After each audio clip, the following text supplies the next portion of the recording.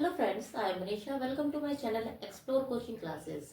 आज हम कुछ वर्ड सब्स्टिट्यूशन की बात करेंगे जो आपके इंग्लिश से रिलेटेड किसी भी एग्जाम में बेनिफिशियल होते हैं और आपकी जो वोकैब है उसको इंक्रीज करेंगे। तो सर चलिए शुरू करते हैं। पहला है लॉस ऑफ मेमोरी, यानी जब हमारी स्मृति का लोप हो जाता है उसे क्या कहा जाता है? तो उसे कहा जाता है, ऐसी कंडीशन को कहा जाता है एमनीशिया। क्या कहा जाता है? एमनीशिया। ये इसको हम हिंदी में कहते हैं स्मृति लोप, यानी मेमोरी का खो जाना। जैसे आपने एकता कपूर के बहुत सारे सीरियल्स देखे होंगे, उसमें किसी न किसी की मेमोरी जाती ही जाती है ना। सीरियल्स में ये चलता रहता है। हालांकि असल जिंदगी में बहुत ही रेयर कंडीशन में मेमोरी लॉस होती है, लेकिन वो सच भी है कि मेमोरी लॉस होती है और उसको कहते हैं हम, ऐसी कंडीशन को कहते हैं एमनीशिया। नेक्स्ट है ए स्मॉल अम्ब्रेला, यानी एक छोटे अम्ब्रेला को क्या कहा जाता है? तो उसे कहा जाता है पैरासोल। उसे कहा जाता है पैरासोल। ये अक्सर जो लड़कियां कैरी करती हैं, एक छोटा सा छाता होता है, उसे हम कहते हैं क्या? पैरासोल। नेक्स्ट है a place where government public records are kept, यानी ऐसा स्थान जहां पर जो गवर्नमेंट के डॉक्यूमेंट्स होते हैं या पब्लिक डॉक्यूमेंट्स होते हैं उन्हें संभाल कर रखा जाता है। तो ऐसी जगह को हम कहते हैं क्या? आर्कीव। क्या कहते हैं? आर्कीव। आपने हिंदी में इसको कहते हैं ग्रंथ रक्षा गृह, यानी बहुत सारी चीजें जो रिकॉर्ड होता है उनको संभाल के रखा जाता है कि भाई किसी के हाथ में ना लग जाए और उसका मिसयूज वो लोग ना कर ले। तो आपने अपने फोन की गैलरी में भी देखा होगा, जो सेटिंग है जब आप उसमें जाते हैं कि किसी की जो चैट है या कुछ है, तो उसमें एक ऑप्शन आता है कि आप इसको आर्काइव करना चाहते हैं। हालांकि उसको हम आर्चीव पढ़ते हैं, ठीक है, लेकिन वो आर्चीव नहीं होता, वो क्या होता है? आर्काइव। क्या पढ़ते हैं उसको? आर्काइव। तो उसको हम कहते हैं क्या? ग्रंथ रक्षा गृह, यानी वो वहां से हाइड हो जाता है और वहां चला जाता है फोन में। तो असल में क्या है, ये जो मेनली यूज किया जाता है वो कब? जब किसी गवर्नमेंट या फिर पब्लिक रिकॉर्ड को सीक्रेट रखने के लिए, सुरक्षित रखने के लिए उस स्थान को हम कहते हैं क्या?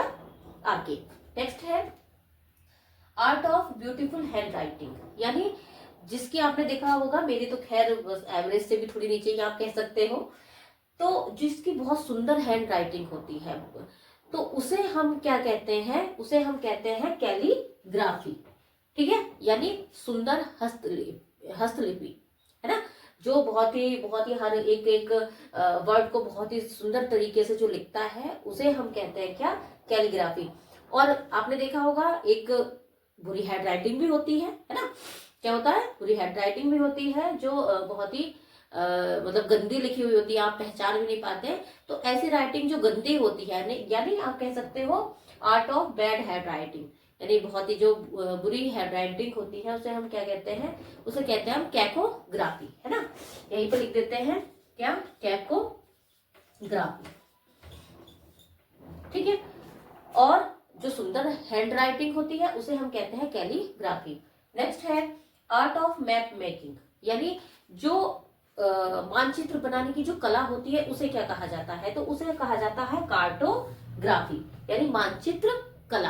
यानी आपने देखा होगा एक सरफेस बिल्कुल प्लेन रहता है और उसपे जो है सारा जो क्या सीमाएं हैं, क्या सारी चीजें हैं, जल कहाँ है, तो एक मैप पर वो दिखाया जाता है। तो उस आर्ट को हम क्या कहते हैं? कार्टोग्राफी। ये आपके एग्जाम में बहुत ज्यादा बेनिफिशियल और अक्सर पूछे जाते हैं इस तरीके के वर्ड्स। नेक्स्ट है belonging to the long past, यानी ऐसी चीज जो बहुत लंबे पुराने समय से क्या है? संबंधित हो। तो उसे हम कहते हैं क्या? इंग्लिश में एंशिएंट, यानी हिंदी में हम इसको कह सकते हैं क्या? प्राचीन। यानी जो 1000 वर्षों पुरानी हो उसे हम कहते हैं, जैसे आपने पढ़ा भी होगा, है ना, आप एग्जाम की तैयारी करते हैं तो उसमें रहता है एक पोर्शन रहता है एंशिएंट हिस्ट्री का, यानी हजारों साल पुरानी जो इतिहास होता है उसका अध्ययन। तो एंशियंट मतलब हजारों साल पुराने की जो सारी चीजें होती हैं हम उन्हें एंशियंट कहते हैं। नेक्स्ट है यहाँ पे फियर ऑफ वाटर, यानी उसे हम कहते हैं हाइड्रोफोबिया। वो व्यक्ति जो बहुत सारे पानी को देख के डरता हो, तो उसमें कौन सा डर होता है? हाइड्रोफोबिया का। यानी आपने देखा होगा कि कोई व्यक्ति है वो जहाज में जाने से डरता है, पानी के जहाज में जाने से डरता है या नाव में बैठने से डरता है, क्योंकि वो उसे पानी से बहुत ज्यादा डर लगता है। तो उस डर को हम कहते हैं हाइड्रोफोबिया।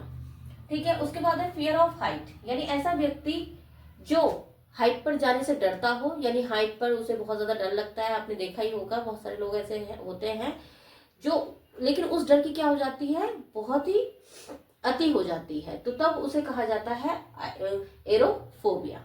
नेक्स्ट है a person who is foolishly fond of one's wife, यानी एक व्यक्ति जो अपनी पत्नी का बहुत ज्यादा दीवाना होता है, यानी आप कह सकते हो कि हर समय उसी की बात करना, उसी की तारीफें करना, तो ऐसे व्यक्ति को क्या कहा जाता है, ऐसे व्यक्ति को कहा जाता है हैंड पैक्ड या फिर ऑक्सोरियस, यानी हिंदी में हम इसको कह सकते हैं पत्नी परायण या फिर जोरुका गुलाम।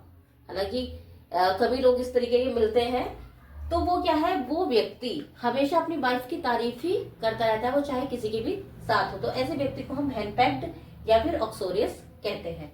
नेक्स्ट है एक ग्रुप ऑफ टॉकटिव गर्ल्स और वुमेन, यानी एक ग्रुप कैसी महिलाओं का, बोलने वाली महिलाओं का या लड़कियों का, तो उसे हम कहते हैं क्या, गैगल। क्या कहते हैं उसे, गैगल वर्ड यूज करते हैं, है ना। आपने अभी पिछली वीडियो में देखा भी था कि ब्यूटीफुल गर्ल्स का जो ग्रुप होता है उसे क्या कहते हैं, तो उसे बेबी कहते हैं। ऐसे ही वो गर्ल्स या वुमेन जो बहुत ज्यादा टॉकटिव हो, यानी बहुत ज्यादा बोलने वाली हो, उसे क्या कहा जाता है, उन्हें कहा जाता है गैगल। नेक्स्ट है a person who helps in a wrong deed और क्राइम, यानी वो व्यक्ति जो, जब कोई व्यक्ति गलत करता है तो उसका साथ देता है, उसके गलत कामों में उसका साथ देता है, तो ऐसे व्यक्ति को क्या क्या क्या कहा जाता है, तो ऐसे व्यक्ति को कहा जाता है अकम्प्लिस या फिर अवेटर। ये वर्ड बहुत ज्यादा पूछा जाता है, अवेटर। तो अवेटर उस व्यक्ति को कहते हैं जब कोई किसी व्यक्ति का उसके अपराध में साथ देता है। तो आज के लिए इतना ही। वीडियो पसंद आए तो लाइक करें, शेयर करें और चैनल को सब्सक्राइब करें। Thank you, have a nice day.